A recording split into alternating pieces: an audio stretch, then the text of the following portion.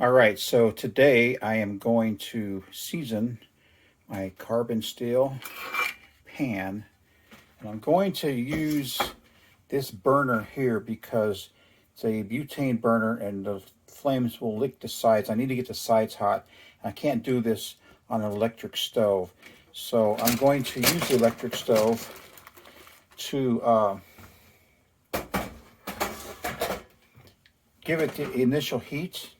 But before I can do that, I got to replace all of these. And these are called the infinite switch elements, and these go right back here.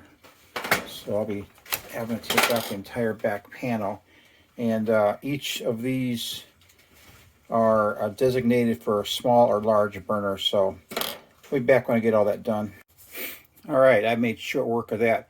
That was a 15-minute ordeal at the most. And it was literally as easy as changing fuses in a car.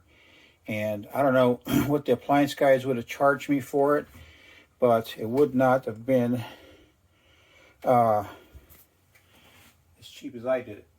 So it's 10 to 3 basically.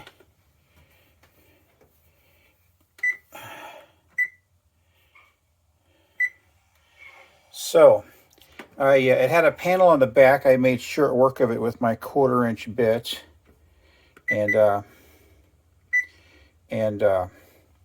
didn't even use my multimeter. So what did I say it was? Oh, quarter.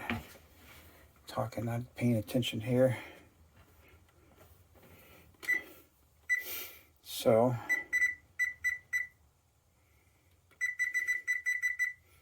got a lot of things going on here. I got to hurry up.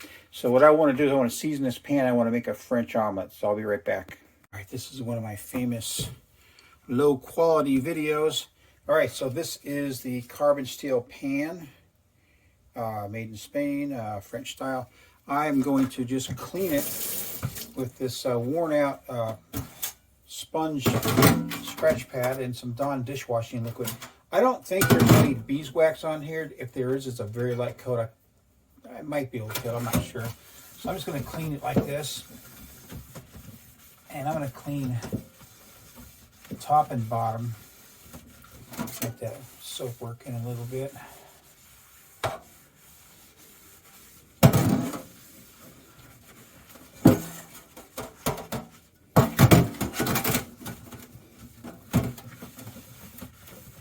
That should be good. I don't know.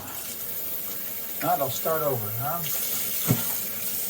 So I'm excited about this pan because it's just a higher quality pan that, you know, these Teflon pans are so touchy because if you get them too hot, they put fumes in the air, and if you scratch them, then you have a problem.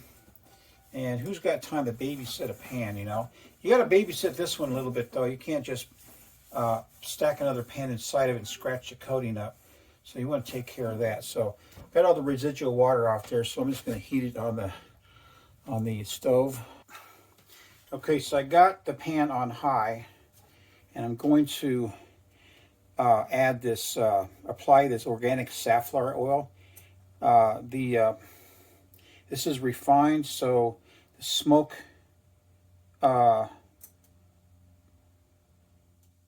shouldn't start smoking until it's like 520 degrees. What I'm doing right now is I'm trying to dry the pan, all the pores, and I want to make sure all the water is out of this thing. So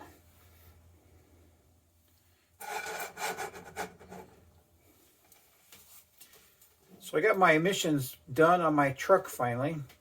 Had to do one more procedure that's not in the books, and we did it. Basically, you turn your steering wheel all the way to the right, all the way to the left a couple times, and that did it. So it's smoking. I'm not sure what that means. Do I have more beeswax in there or what? Just see what it does for a minute. I'm not going to put it on completely high because I don't want to warp the pan. These aren't easy to warp. This is like a 2.5 millimeter thick pan. So the thickest is a 3 millimeter. So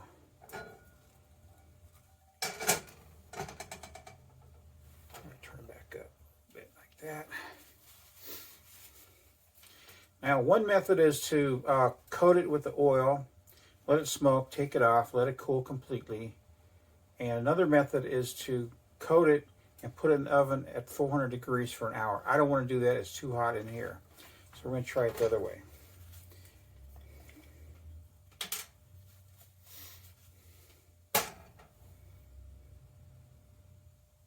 Should give me one of those surface temperature meters.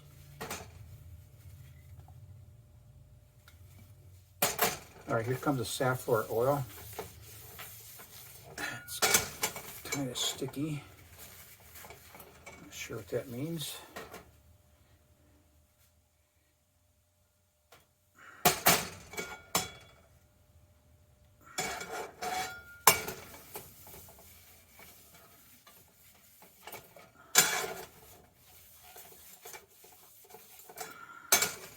I'm starting to blacken up a little bit. I'm just kind of taking it easy right here, and I'll get the underside with this oil too as soon as I'm ready to take it off the burner. So I got my pan on high.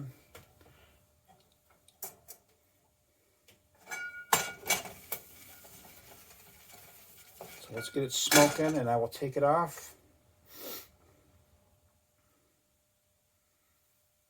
All right, it's smoking right there. So let's turn this off and give it one final wipe.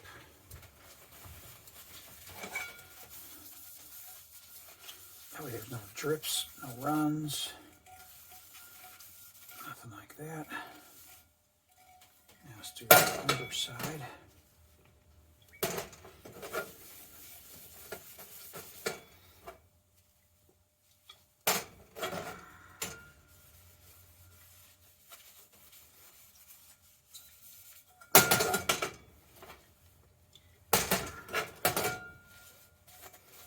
Well, this is the kind of stuff you got to do when you're a cook, you know.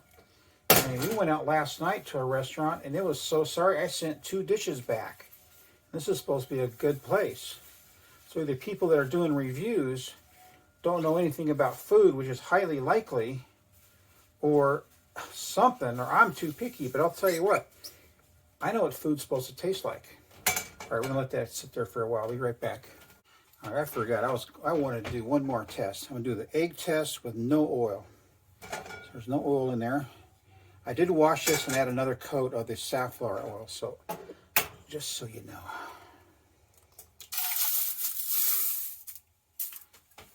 Now it looks like it's going to stick, and maybe it will. So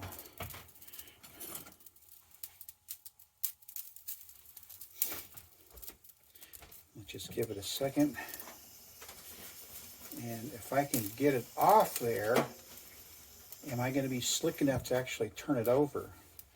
That's going to be the big question here. So let's see what it's doing.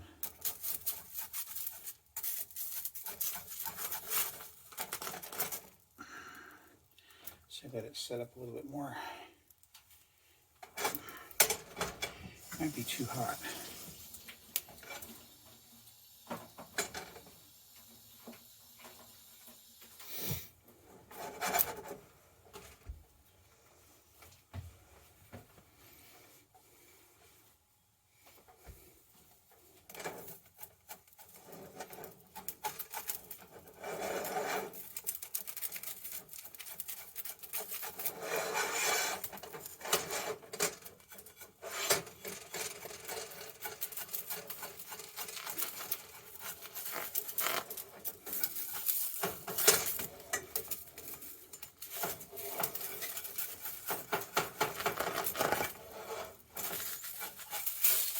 I got the egg.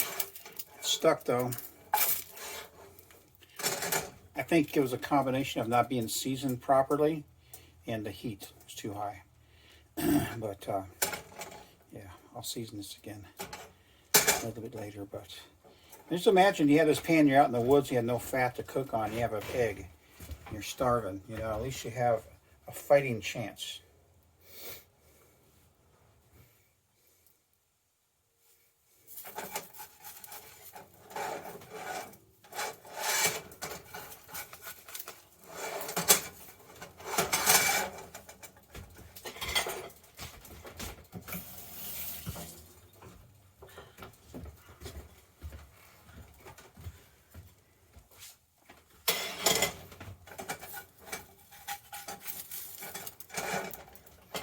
There you go. I got an egg. All right, man. This is Guy Solis. Y'all take care, man. Hey, how's it going? Welcome back to Guy's Kitchen. It's been a while. So I got my stove fixed. It's working great. And I want to show you some of the pans I use.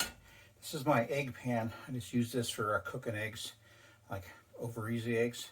It's a real nice sized pan. It didn't cost a whole bunch. I just use it for eggs so it lasts a lot longer. But it's a Teflon coated pan, and as they wear out, I'm going to replace them with my carbon steel pans. This one here is a stainless steel pan. I've been working with this one and trying to season it up. I just don't have it. I just don't have it where it's perfectly non-stick. And then of course, got my carbon steel pan. It's all seasoned up. Was having an issue with the heck was that oil called? Anyway, whatever. So I started using some bacon fat. I'm gonna try it this way. Okay, so what I'm going to do is I'm going to attempt to make a French omelet. And my ingredients are, of course, eggs. And they're all kind of broken because I kind of have this thing about that white crap that's in there. I take it out with a spoon. Makes me feel better. I don't have any chives, so I'm using some scallions, which is fine with me. Got a nice cheddar mixed cheese here. I got some of my hot sauce here ready to go.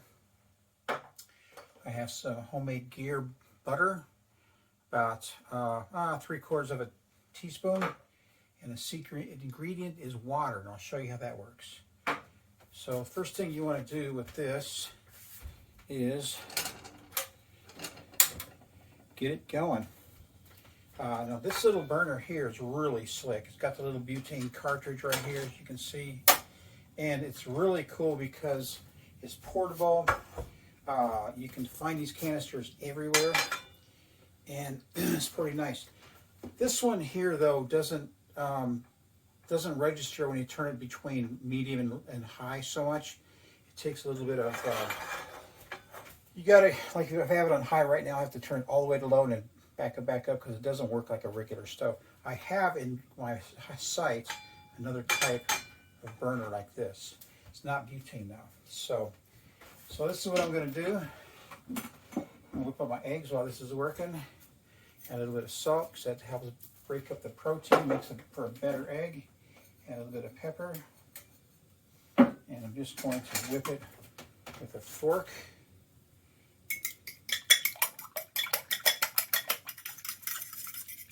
Don't want to use a whisk on this because you're not really trying to incorporate any air into it. But you do want to whip it up like this so that all the egg white is mixed in well.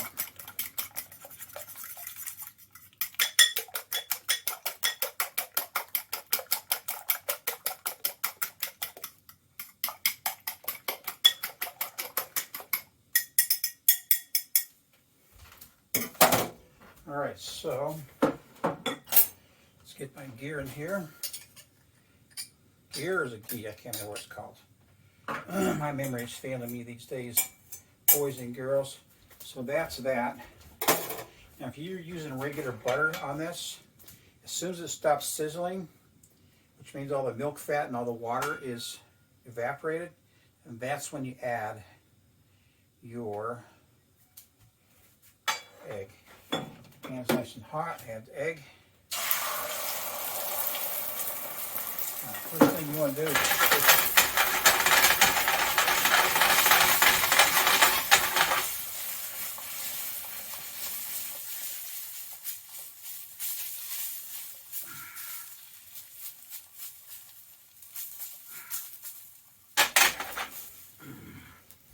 Clean up the edges a little bit like this.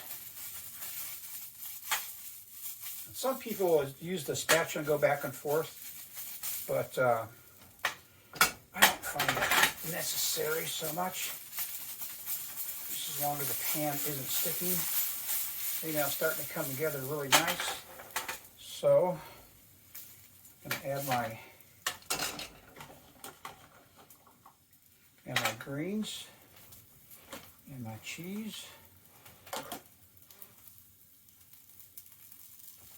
Like this.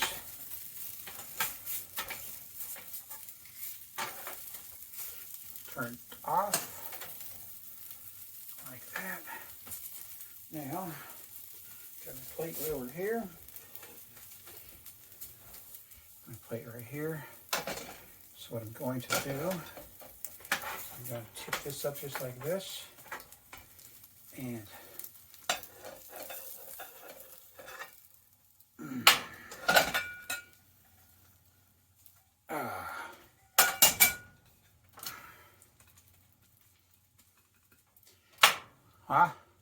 looks pretty good, I think. So let me get this burner out of here. Just love my cooking studio. And this towel underneath here, so I'll just slide all around. So now I'm going to add a little bit of cheese on the top, not much. This, and oops, I forgot to add my water. See, I got some color here. It's because I forgot to add my water. That water will actually keep it from burning so easy. And that's it. Now,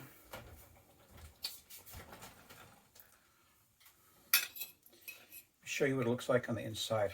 Should be like custardy, and the cheese is just starting to melt, and it looks custardy. So if you ever had a scrambled egg that was soft cooked,